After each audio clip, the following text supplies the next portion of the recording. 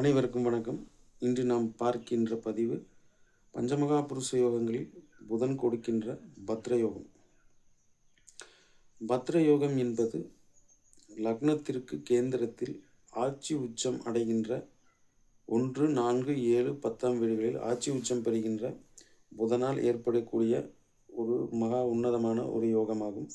பொதுவாக பத்ர யோகம் என்பது சுக்கிர அணி லக்னத்திற்கு நன்மைகள் மிகுதியாகவே ஏற்படும்.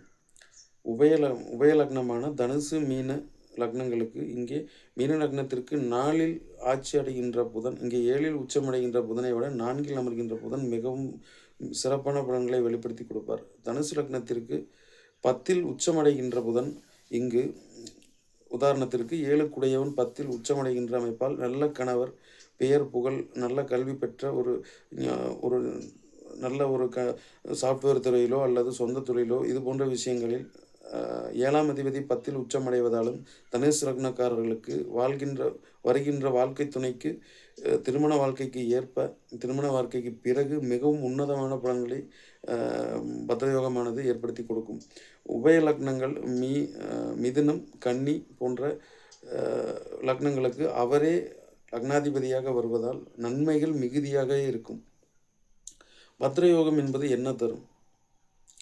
கணக்கு, அறிவு, எழுத்து, நகைச்சுவை, சினிமா துறைகளில் பிரபலமடைவது, மக்களிடையே செல்வாக்கு அதிகரிப்பது, ஜோதிட ஞானம், நல்ல நகைச்சுவை உணர்வு, நல்ல ஒரு ஆற்றல், எதையும் கிரகித்து கொள்கிற ஒரு ஆற்றல், எதிரில் இருப்பவர் எந்த மாதிரியான நபர், அவர் என்ன எதிர்பார்க்கிறார், இது போன்ற அத்தனை விஷயங்களும் சுவிட்ச் ஆன் செய்தது போல அந்த செகண்ட்ஸ்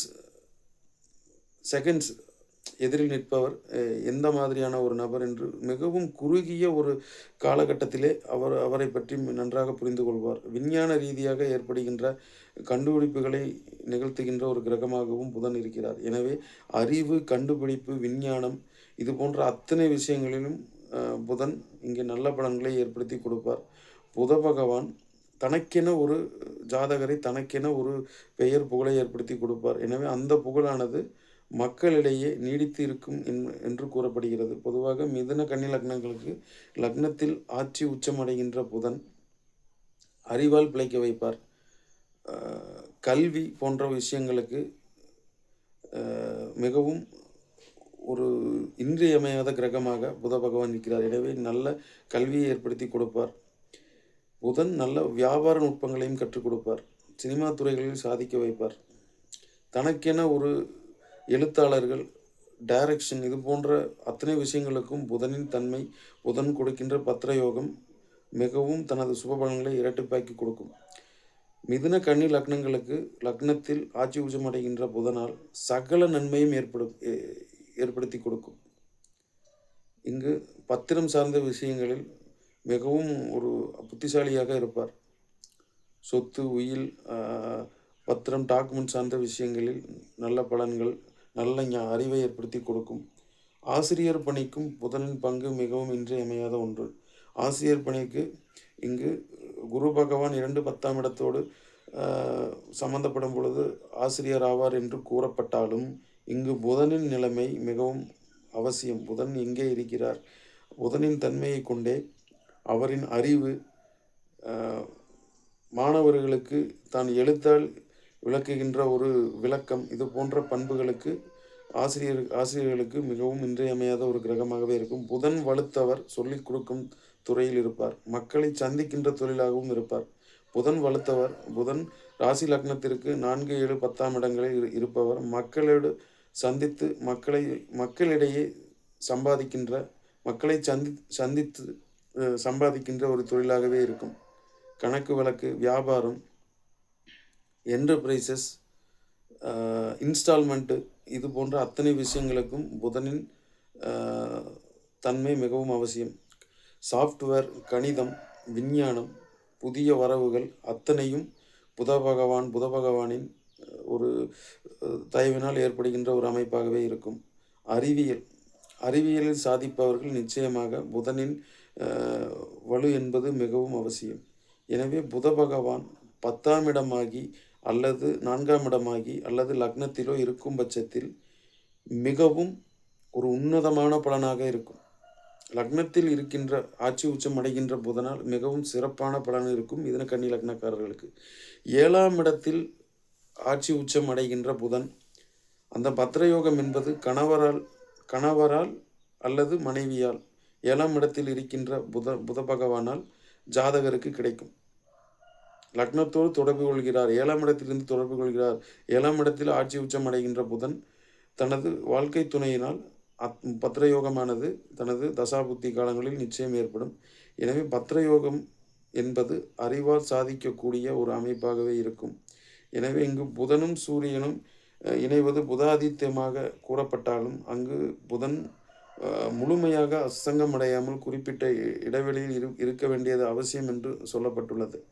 எனவே புதன் பெரும்பாலும் லக்னத்தில் தனித்து ஆட்சி உச்சம் அடைகின்ற புதன் தனது முழு பலன்களையும் மாற்றாமல் அப்படியே தனது இயல்பை பிரதிபலிப்பார்.